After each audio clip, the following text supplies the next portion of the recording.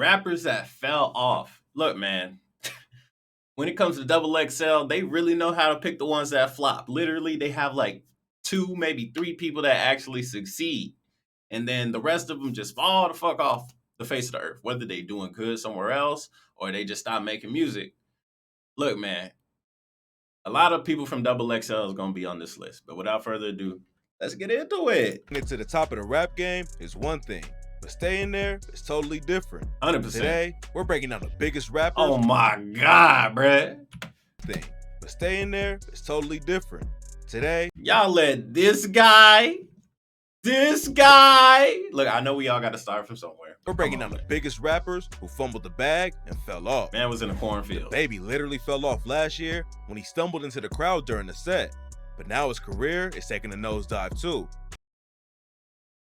The Baby, man, it's only because he keep saying out of line, out of pocket stuff, man, and it might be too late to save his career, bro. Like, if he didn't talk about if you sucking dick in the back, like, if he ain't never brought that up, he'd probably be doing okay. A lot of people talk trash about his music being repetitive and the same, but at the same time, it was really good and really catchy. It was working for him. The only issue is what he said publicly it just wasn't it, bro. It was not it. He blew up in 20. And then he was doing some thirsty shit. It's like, bro, I can't really rock with you, bro. 2019, I can't back-to-back #1 albums. But now, he's struggling to even book a show. It all started last year when the Baby performed at Rolling Loud in Miami. In the middle of the show, he went on a homophobic rant and said, "You didn't show up today with HIV, AIDS, any of them deadly sexually transmitted diseases that'll make you die in 2-3 weeks, put a cell phone light in the up." The Baby got dragged for it online. Oh my God, bro. Why did you say that, bro? So he clapped back and said, "What me and my fans do at the live show, it don't concern you on the internet, or you bitter bitches on the internet." All the controversy led to Lollapalooza and the Governor's Ball. They all will cancel your shit. They all talk to each other. Pulling them from their schedule. Then he got cut from Parklife Festival, Day in Vegas, Austin City Limits Festival. They all talk to each other, bro. Music Midtown, and the iHeartRadio Music Festival too. Damn. He ended up apologizing on IG, deleted the post, and got even more backlash. Oh my God, bro. How you gonna create the post and then delete the post? It's because it don't match his image. He a gangster, unapologetic rapper, right? He talk about, I shot niggas, I did this, I did that. I like girls with big ass booties. I had sex with this lady, this and that. I pull her hair out. I hit her from the back, this and that. So for him to ever apologize does not work. There's a reason why you never see Keemstar apologizing for all the shit he's done. There's a reason why you don't see Alex Jones apologizing for the shit he's done. Because as soon as you apologize, the people that's been rocking with you, not gonna rock with you no more, my guy. You cannot apologize. And then apologize, it makes it's like NBA 2K. You got the street side, and then you got the professional side. If you come out and apologize, your professional level gonna go up, but the street's not gonna rock with you no more. So then for you to delete the post, it's just gonna make this side go down, and the street's still not gonna rock with you. It's a lose-lose if you delete the post. You might as well keep it up. The Baby had hopped on Dua Lipa's Levitating remix, and she after took Rolling that Loud, shit off. She said, "I'm surprised and horrified at the Baby's comments. I really don't recognize this as the person I work with. I know my fans know where my heart lies and that I stand 100% with the LGBTQ community." She just dunked on him. Her street level and professional level just rose up, bro. Radio stations ended up playing an alternate version of the track without the Baby on it. Everything calmed down after a while, and the Baby went back to doing shows, but it looks like his career took a massive hit. Back in August, his show at the Smoothie King Center Arena in New Orleans was canceled after he allegedly sold less than 500 tickets. His team obviously expected to sell more. The arena hosts 14,000 people, and selling less than 500 isn't a good sign for him. His team says the story is all capped though. They put out a statement and said the Baby's New Orleans show was pulled by the artist team due to the promoter being in breach of contract. The Baby will be back in New Orleans very soon to make it up to his fans. They say he's gonna make it back up to fans, but it doesn't look like the Baby has many of them left. Roddy Ricch blew up back in 2018 when his track Die Young racked up over 80 million views on YouTube. Did Roddy really fall off? I mean, he dropped The Box. That was like his biggest stuff, but has he dropped anything since? If he has dropped anything and I haven't heard anything, then I guess so. But I haven't heard nothing. Then in 2019, he took it to another level when he dropped his debut album, Please Excuse Me for Being Antisocial, which debuted at #1 on the Billboard 200 and stayed there for 4 weeks. His track The Box stayed at #1 on the Billboard Hot 100 for 11 weeks and now has over 1 billion streams on Spotify. Damn! Roddy became a superstar pretty much overnight, but now fans think the fame is gonna be gone as quickly as it came. Why? After his first album dropped, Roddy hopped on some other people's songs, but wasn't releasing any new solo music. Fans were waiting for a sophomore record, and in 2020, he told GQ that the album was done and that it was a full-blown masterpiece, a real idea, a real body of work. Okay.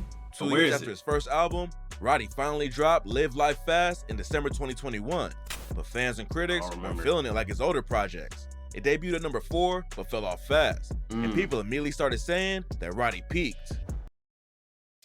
Bro, just cause it's he didn't peak, bro. He dropped a banger of an album with a banger of a song with 1 billion plays on it. You know how hard it is to really top that? It's like if you releasing videos on YouTube and you steadily getting 5,000 views, 5,000, and then the algorithm push one of your videos up to 100,000 views. And then you start releasing other videos and then that one's getting like 30,000. And it's like, it goes back down, bro. Just because you had that one big ass, good ass fucking video or song or album, that don't mean you peak. You can keep releasing music and then have another one. How many times has Too Short released some type of song or album and then went right back up to the top of the charts? Too Short has been in the rap game for like 20 plus years. Y'all thinking about Just Blow the Whistle. He done made a whole bunch of other songs that done blown up.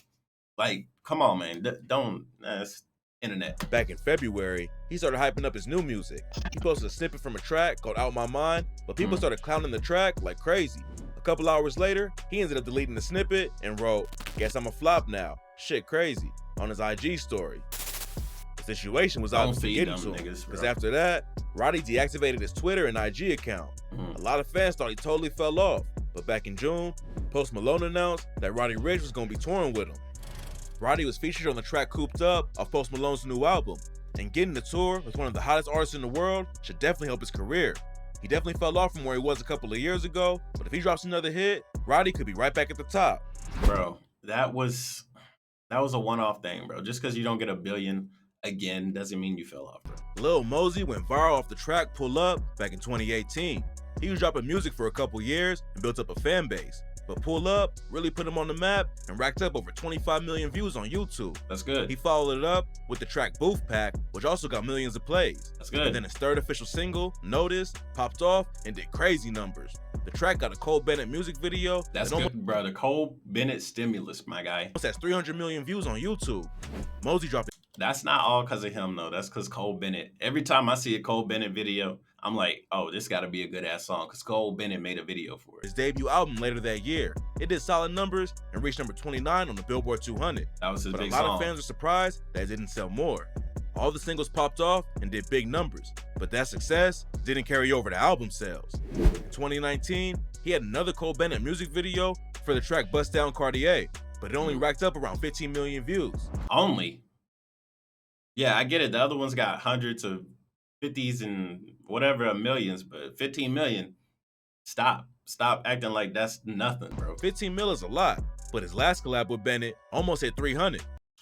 Bro, okay, 15 million, 300 million, that's a big difference. But come on, my guy. So this was definitely a fall off. He dropped his second album in 2019, but it only sold 23K And look, I don't even fuck with Lil Mosey, but come on, man. in the first week, and fans weren't really rocking with it.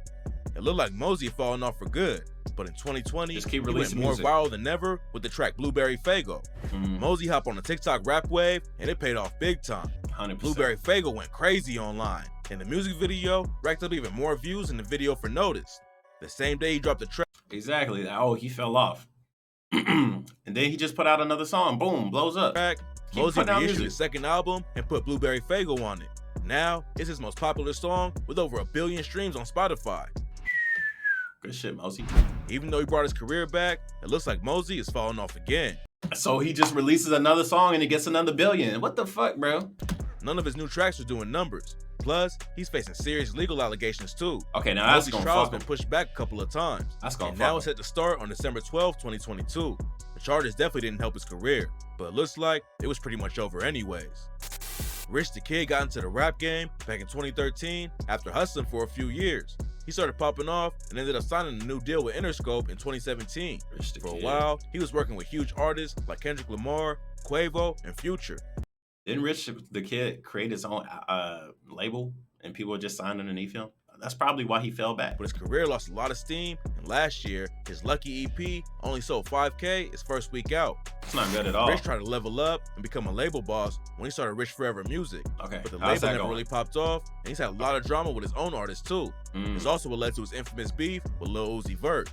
Back in Ooh. December 2020, Rich aired out how he feels about the industry on his IG stories. He said, "The industry's full of lying, stealing, blood-sucking motherfuckers for real. They will hate you, talk shit about you, and the whole time be dead ass broke."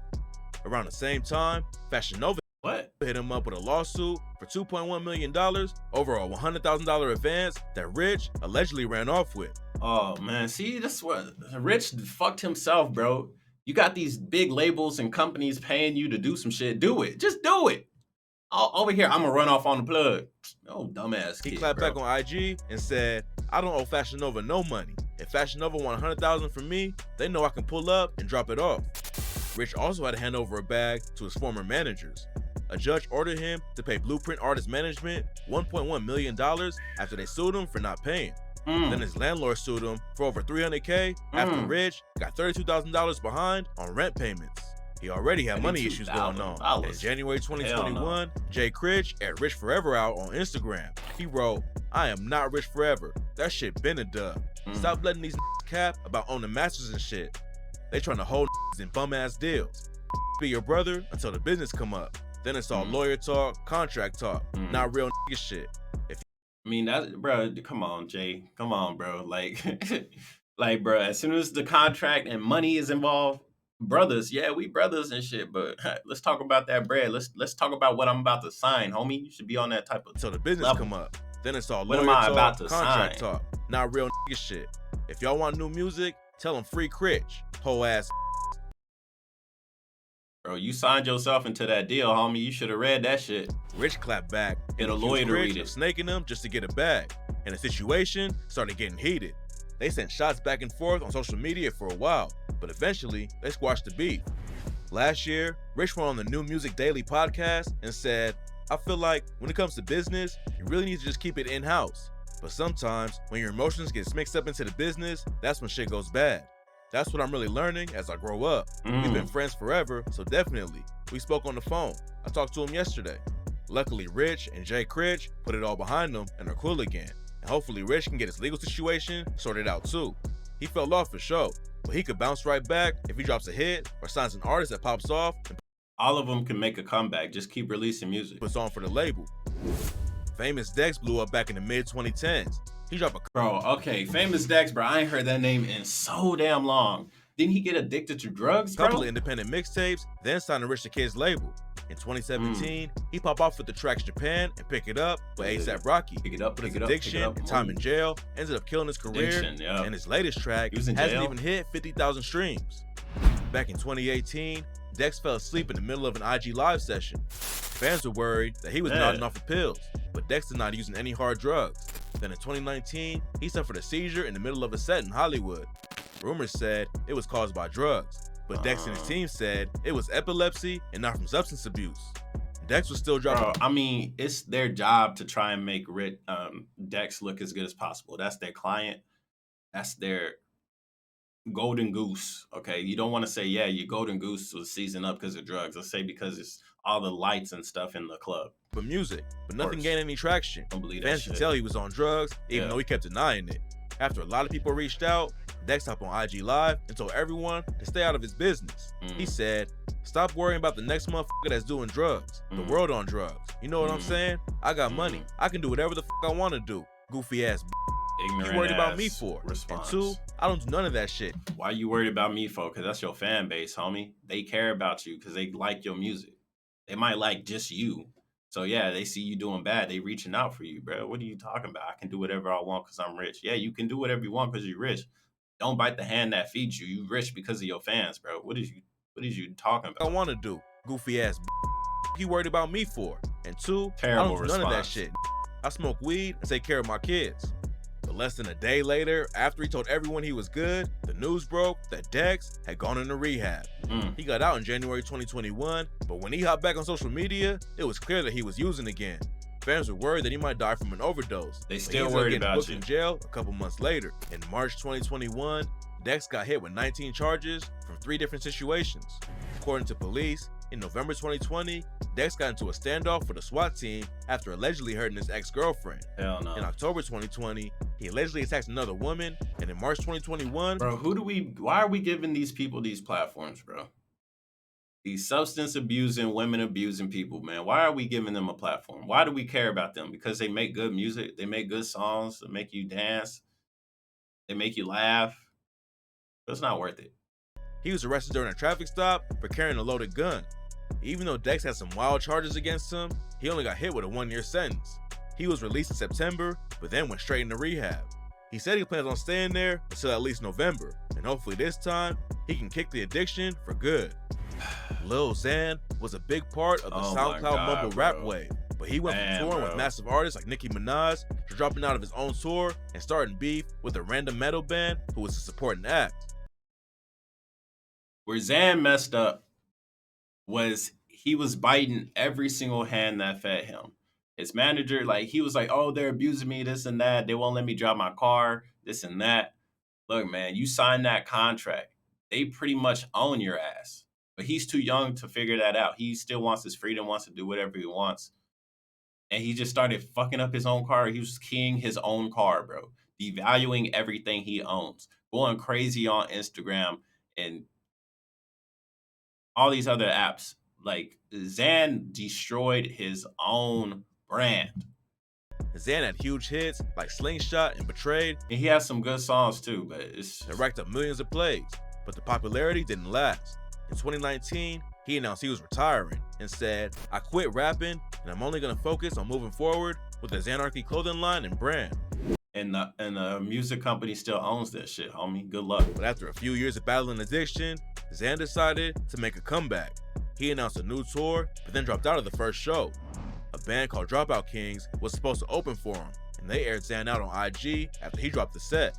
They wrote, straight up, F Lil Xan, 100%, I don't even care. Dude is a total piece of shit for doing this to all the artists and staff involved in this. Xan clapped back and said all the issues were because of Dropout Kings and their team, but nobody really knows what's going on. Whatever, bro. They showed up, you didn't. Later that same month, he dropped his first project in 3 years, but only 2 songs hit over 100K streams. That's good, bro. He said only 2 songs, bro. That's good. That's 200K. That's pretty good for someone that's destroyed his own brand. He has a loyal fucking fan base, apparently. Lil Xan was one. As long as he keep releasing music, Xan will be okay. But Xan is a lazy kid. He don't want to do nothing. He wants easy, fast money. He don't want to work for nothing. He don't show up on set. He don't show up to the music videos on time. This kid does not care about nothing. If it's not his way, he don't want to do it. And it's crazy he has a fan base, but it is what it is. As long as he's still releasing music, he'll be okay. One of the most popular SoundCloud rappers for a while, but he fumbled the bag and let his career fall completely off. Yeah. Luckily, he's at least sober now. Even though his music good. isn't popping off like it used to, It don't that's matter. still a It's huge still win. popping. It's still popping. Making and it you're to the sober. top of the rap. It's still popping. It's still popping a little bit, and he's sober. That's good. That's steps to becoming a better person. Become a better person. You release better music. You could really be back. Like, people can make a comeback. I don't get why people think people can't make a comeback. Even though they might slow down their career, you could always make a comeback. Keep releasing content. You'll be good. Anyways, it's your boy Miss. Man, what y'all think about these rappers that fell off? Do you think any of them can make a comeback? If any of them can make a comeback, I think Mosey, Xan, if he stops being a kid and burning bridges with every company and person he know, and maybe the baby. Maybe after that song he dropped about how he had sex with Megan Thee Stallion 2 years ago. He's starting to burn bridges trying to get some clout. I don't know. Roddy, of course, I think Roddy could make a comeback, but it's your boy Miss, man. Comment, rate, subscribe, and I'll see you guys next time.